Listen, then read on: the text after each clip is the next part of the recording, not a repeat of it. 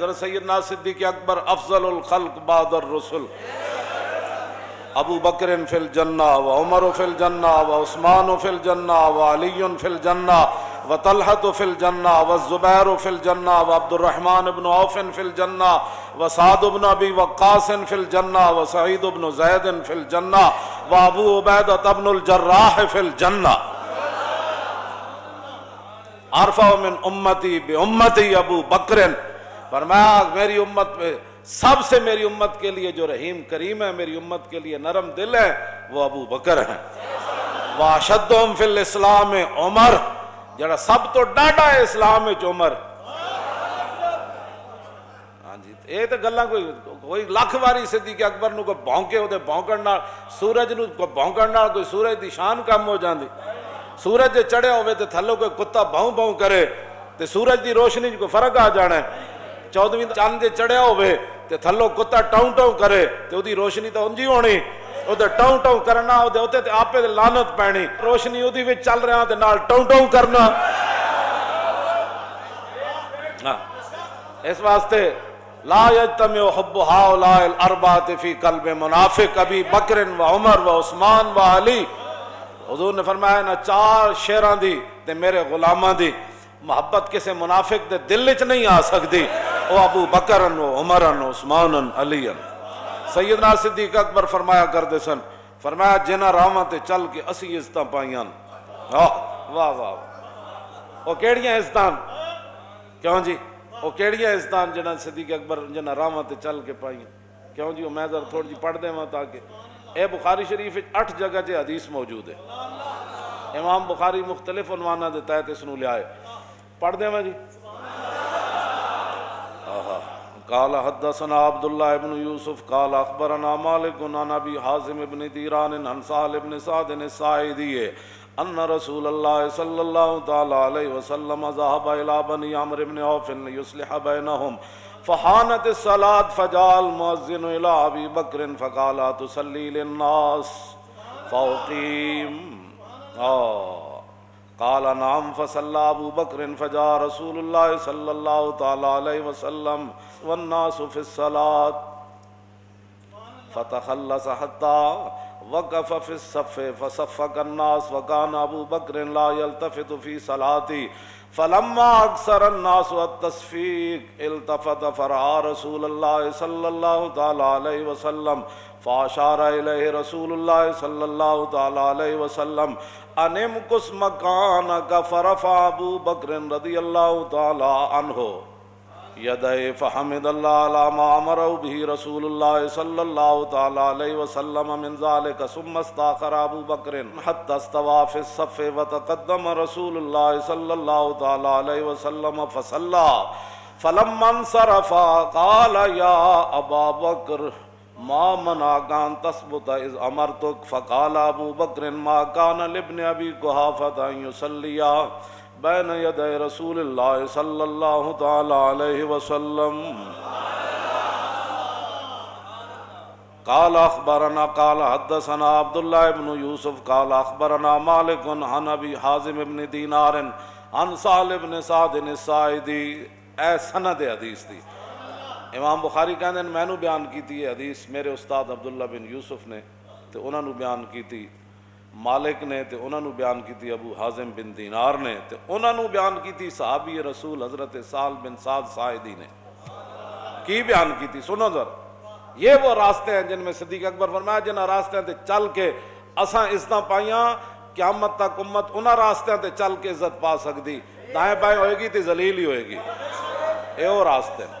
شوق تیرا اگر نہ ہو میری نماز کا امام، میرا قیام بھی حجاب میرا سجود بھی حجاب، اور شوق تیرا اگر نہ ہو میری نماز کا امام۔ اے گل کی ہویا جی؟ حضرت سہل بن سعدی کہتے ہیں کہ نبی علیہ الصلوۃ والسلام قبیلہ بنی عمرو بن عوف کے درمیان صلح کرانے کے لیے تشریف لے گئے، صلح کرانے کے لیے۔ یہاں صلح کے بجائے لوگ اور فتنے ڈالتے ہیں، دو بندوں کے درمیان جھگڑا ہو جائے تو لوگ کہتے ہیں انہوں پھنساؤ اور تاکہ حضور دو قبیلوں کے درمیان چل کر گیا، تم آیا نہ ڈرتے ہو کیوں بد نصیبہ، حضور تو گزرے سن نا جدوں مسجد قباء تو پھر 3 دن بعد وادی قباء تو حضور مدینہ منورہ آئے تو پھر مدینہ منورہ دے جڑے صحابہ سن پھر کس انداز نہ حضور نو لین آئے سن. میں یہ باتیں کرتا ہوں, میں نے کہا اوے حضور کی قیامت تک عزت. اب پیرا ایسے ہی ہو سکتا ہے, صحابہ تلواراں سجائیاں ہوئیاں, نیزے تے بھالے ہاتھے پکڑے ہوئے, دائیں بائیں حضور اونٹنی ہوتے سوار تے دائیں بائیں صحابہ ہیں جناب, میں حضور آ رہا ہے. میں انہوں کوئی کٹ کے دے وے حدیث کے صحابہ تسبیحاں لے کے حضور نو لین گئے سن. قبیلہ قبال اگے آ گیا, حضور کو گستاخی ہو گئی, تسی تو چھڑ کے جا رہے ہیں. فرمایا نہیں, یہ مامورتن ہے, یہ میری اونٹنی مامورتن ہے, اس کو حکم دیا گیا ہے جانے کا. یہ جہاں اپنی مرضی سے بیٹھے گی وہاں ہی میں نے رہنا ہے, یہ اللہ کی طرف سے اس کو حکم دیا. حضور نے وہ دیا مہاراں اتے سٹ دے دیا. ہر صحابی دروازے کھول کے کھڑے سن, اور صحابہ دیاں بچیاں پڑھ رہی سن, طلع البدر علینا من ثنیۃ الوداع وجب الشکر علینا ما دعا للہ داعی. اے وداع دی گھاٹیاں وچوں چن نکل آئے, طلع البدر علینا. پھر مولویاں کی حضور دیاں شاناں گان پھر ہاں جی, طلع البدر علینا من ثنیۃ الوداع تے وجب الشکر علینا. فرماؤ ساڈیاں تے نسلاں تے بھی شکر واجب ہے. اور جب تک دعا کرنے والے دعا کرتے رہیں گے, یہ دعا ضرور کریں گے, یا اللہ تیرا شکر ہے تیرا حبیب مدینہ منورہ تشریف لائے. اے بچیاں پڑھ رہی سن مسلمانوں دیاں, اج دیاں مسلمانوں دیاں بچیاں کہندے نہیں اسی گانے گانے. میں آکھیا جے بہو ہی شوق ہے نا تے گھراں وچ بیٹھ کے قرآن پڑھو, تے قرآن تو بعد پھر حضور دی نعت پڑھیا کرو, طلع البدر علینا. کیوں جی تساں کہڑے پاسے کڑیو چل پئی ہو؟ او کڑیاں قیامت نو پھر کی کہن گیاں تانوں, تساں کہڑے پاسے چلی ہو؟ اساں تا حضور آئے تو پھر دسو. ہاں جی, وہ تے فرشتے نے بھی کان لا لے ہونے. اے نابالغ بچیاں آج کی پڑھ رہی ہیں, اور مدینے دی نابالغ بچیاں نو سمجھ آیا, اور مولویوں تانوں دین پڑھ کے سمجھ نہیں آیا کہ حضور کی آمد پر کیا کہا جاتا ہے؟ طلع البدر علینا, یہ پڑھا جاتا ہے. حضور نے صحابہ نو بلایا, بھئی اب چلیے. 3 دن حضور ہجرت کے بعد قباء شریف رہے, وہاں حضور نے مسجد تعمیر فرمائی. اور حضرت عبداللہ بن رواحہ جدوں پتھر چک کے لے آندے سن تے آپ موڑے تے وڈے وڈے پتھر تے قد افلح من یعالج المساجد ویقرأ القرآن قائما وقاعدا ولا یبیت اللیل عند راقدی.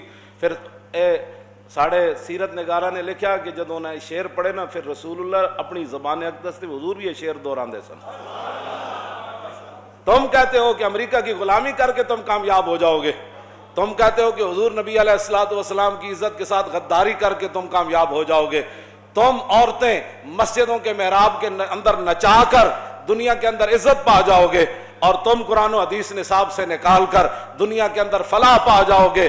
سنو رسول اللہ کے غلام نے شعر کیا پڑھے, اور اس زبان, وہ زبان جس کو سب گن کی کنجی کہیں, اس زبان پر بھی یہ شعر جاری ہو گئے. حضرت عبداللہ بن رواحہ فرماتے ہیں قد افلح من یعالج المساجد, فرمایا قیامت تک وہی مسلمان کامیاب رہے جنہوں نے مسجدوں کو آباد رکھا. یا مسجدوں میں کڑیاں نچائیاں, اسی تے مسجد وزیر خان دی آبادی واسطے گئے. قد افلح من یعالج المساجد ویقرأ القرآن قائما وقاعدا. فرمایا قیامت تک وہ مسلمان کامیاب ہو گئے جو کھڑے کھڑے بھی قرآن پڑھتے رہے اور بیٹھے ہوئے بھی قرآن پڑھتے رہے. ولا یبیت اللیل عند راقدی, اور جب دنیا سو جائے تو پھر اٹھ کے نمازاں پڑھتے رہے, وہ کامیاب ہو گئے. قبیلہ بنی عامر بن عوف کے درمیان حضور صلح کرانے کے لیے تشریف لے گئے. نماز کا ٹائم ہو گیا, حضرت بلال آ گئے. آئے کہ نہ کول صدیق اکبر کو, ان کو پتہ تھا کہ رسول اللہ کے بعد جس نے اس مسلح پر کھڑا ہونا ہے یہی ہے. جب بلال ابو بکر کو آن, اور کس لیے آئے؟ نماز پڑھانے کے لیے آئے. اگر صدیوں بعد کسی کو ابو بکر کی امامت اور خلافت پر تکلیف ہے تو اپنی موت خود مر جائے, گٹر میں منہ ڈالے, ہمیں اسے کیا غرض ہے؟ کیوں جی؟ ہاں تو وہ تو صدیق اکبر کے پاس آئے, صحابہ ہزاراں, وہاں حضرت عمر بھی موجود, عثمان غنی بھی موجود, مولا علی بھی موجود, ابو ہریرہ بھی موجود, ابی بن کعب بھی موجود, ابو عبیدہ بن جراح بھی موجود, عبد الرحمن بن عوف بھی موجود, سعد بن ابی وقاص بھی موجود, سعید بن زید بھی موجود, اور ابو ذر غفاری بھی موجود. جنہاں دے بارے حضور نے فرمایا آسمان تے تھلے تے زمین تے اتے اج تک یہ جا سچا بندہ کوئی نہیں چلیا. یہ ساریاں شانہ والے موجود، لیکن حضرت بلال کو پتہ تھا کہ رسول اللہ جب ظاہری دنیا سے تشریف لے جائیں گے تو اس مسلح پر جس نے کھڑا ہونا ہے بلال پہلے کھڑا کر دے انہیں. فرمایا آپ نماز پڑھائیں گے؟ تاخیر ہو گئی حضور کے تشریف لانے سے، میں اقامت پڑھوں؟ فرمایا ہاں پڑھے اقامت. اقامت حضرت بلال نے پڑھی، صدیق اکبر نماز پڑھانے کے لیے کھڑے ہو گئے. فجاء رسول اللہ والناس فی الصلاۃ. صحابہ نماز پڑھ رہے تھے، اس دوران حضور جلوہ گر ہو گئے، حضور آ گئے. بخدا خدا کا یہی ہے تھا. نماز صدیق اکبر پڑھا رہے ہیں اور پیچھے حضرت فاروق اعظم کھڑے ہیں، عثمان غنی کھڑے ہیں، حیدر کرار کھڑے ہیں، خالد بن ولید کھڑے ہیں، آہا حضرت مسنہ کھڑے ہیں، حضرت شرحبیل کھڑے ہیں، حضرت درار بن ازور کھڑے ہیں. باقی صحابہ دا زیرہ پاندے سن نہ جنگ اجتے، آپ قمیض بھی لا دیں دے سن. تم آیا نہ درتے ہو کیوں بد نصیبہ. یہ درار بن ازور بھی پیچھے کھڑے سن. جب رسول اللہ تشریف لائے، یہ بخاری شریف میں پڑھ رہا ہوں بغیر ترجمے کے ہے، والناس فی الصلاۃ فتخلص. جب حضور تشریف لائے تو صحابہ کو کیسے پتہ چلا حضور آ گئے؟ کوچا کوچا میں مہکتی ہے یہاں بوئے قمیص، اور یوسفستان ہے ہر ایک گوشہ کنان عرب. حضور جس گلی چ گزرے تازہ خوشبو آئی. جب تازہ خوشبو مسجد نبی شریف میں آئی تو صحابہ کو پتہ چل گیا حضور آ گئے. پچھلی صف سے حضور تشریف لائے، ایک صحابی ایسے ہو گیا، دوسرے ایسے ہو گیا، حضور آگے بڑھے، بڑھتے بڑھتے حضور پہلی صف میں تشریف لائے. یہ سارا کچھ نماز میں ہو رہا ہے. شوق تیرا اگر نہ ہو میری نماز کا امام، تیری نگاہ ناز سے دونوں مراد، تیری نگاہ ناز سے دونوں مراد، تیری نگاہ ناز سے دونوں مراد، اور تیری نگاہ ناز سے دونوں مراد، تیری نگاہ ناز سے دونوں مراد، تیری نگاہ ناز سے دونوں مراد، تیری نگاہ ناز سے دونوں مراد. جب پہلی صف میں تشریف لائے تو فصفق الناس، صحابہ اکرام رضوان اللہ تعالی علیہم اجمعین نے تصفیق شروع کر دی. جس میں بندے نو تصفیق دا معنی بھی نہ ہوئے، مولویاں نال الجھے، تصفیق شروع کر دی. صفق کا یصفق کو تصفیق فاو مصفق. تصفیق یہ ہے، یہ یا یہ ہے، یہ اس کو کہتے ہیں اسلام کے اندر تصفیق. صحابہ نے ہاتھ مارے، صدیق اکبر نے متوجہ کر رہا ہے حضور آ گئے. یہ سب کچھ نماز میں ہو رہا ہے اور حضور کے سامنے ہو رہا ہے. اور بخاری دی حدیث ہے اصح الکتب بعد کتاب اللہ، یعنی اصح الکتب بعد کتاب اللہ. یہ ہے قرآن مجید کے بعد سب سے صحیح ترین جس کو کتاب کہا جاتا ہے وہ بخاری ہے. یہ 8 جگہ بخاری میں یہ حدیث موجود ہے. 8 جگہ امام بخاری نے لیا ہے، مختلف عنوانہ دیتا ہے.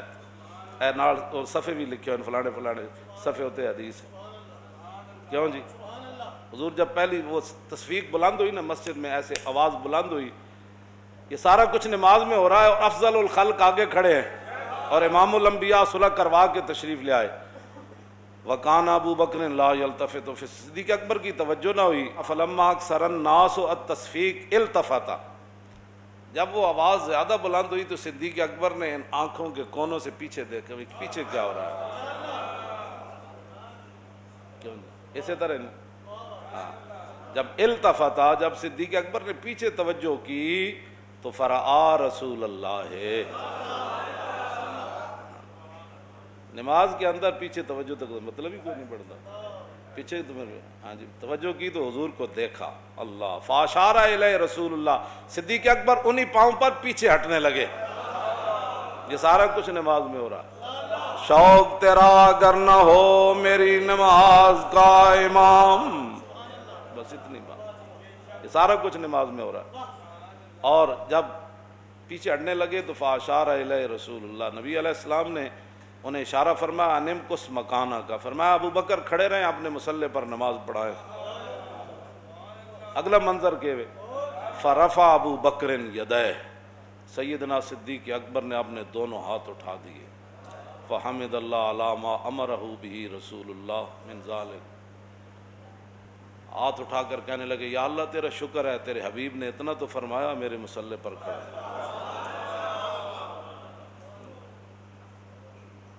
یا اللہ تیرا شکر ہے، تیرے حبیب نے اتنا تو فرمایا۔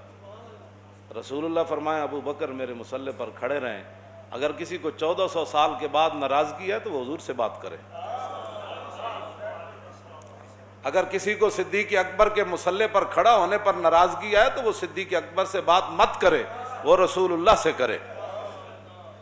ہم تو یہ کہتے ہیں کہ ان اللہ نظر فی قلوب العباد فلم یجد قلبا انقی من قلوب اصحابہ، حضور نے فرمایا اللہ نے ازل کے اندر ہر بندے کے دل کی طرف دیکھا اور میرے صحابہ کے دلوں سے بڑھ کر اس نے کوئی پاکیزہ دل نہیں پایا، اس لیے ان کو میری غلامی کے لیے چنا۔ بات ختم ہے۔ ثم استاخر استاخر یستاخر، کیوں جی؟ صدیق اکبر پیچھے آ گئے۔ ثم استاخر ابو بکر حتی استوى فی الصف، صدیق اکبر پہلی صف میں آ کر کھڑے ہو گئے، وتقدم رسول اللہ، حضور آگے بڑھ گئے مصلی امامت پر، حضور آگے بڑھ گئے صلی اللہ تعالی وصلی، باقی نماز حضور نے پڑھائی۔ اللہ فلما انصرف،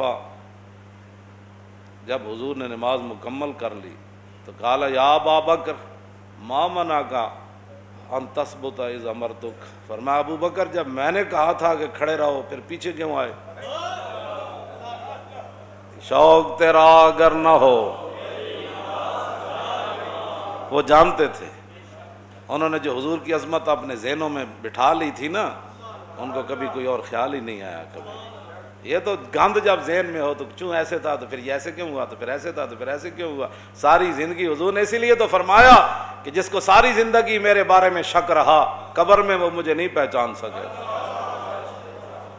اے اسی کہندے ہیں اوئے آج لے ان کی پناہ، تاریخ لبیک کا ایک ہی مقصد ہے کائنات میں، رزق تو اس دار میں کتوں کو بھی مل جاتا ہے، ہمارا یہی مقصد ہے کہ حضور کی امت حضور سے انے واہ پیار کرے، اور کوئی مقصد کوئی نہیں، اتنا ہی ہمارا مقصد ہے، انے واہ پیار کر۔ جی حضور نے فرمایا جب میں نے کہا تھا تو پھر تم پیچھے کیوں آئے؟ آگے صدیق اکبر نے کیا عرض کی، ما کان لابن ابی قحافہ یصلی بین یدی رسول اللہ، حضور ابو قحافہ کے بیٹے کی جرت ہو سکتی تھی کہ آپ کے سامنے کھڑا ہو کر نماز پڑھائے؟